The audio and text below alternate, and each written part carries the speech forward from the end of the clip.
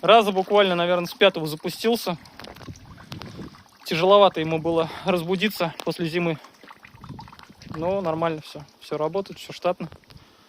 Все с ключа. Короче, осталось решить вопрос только с электрикой, подключить панель управления. Вот с этой косой всей разобраться. Ну и в принципе все. Когда уже окончательно все будет готово, я уже сделаю отдельный ролик полноценный.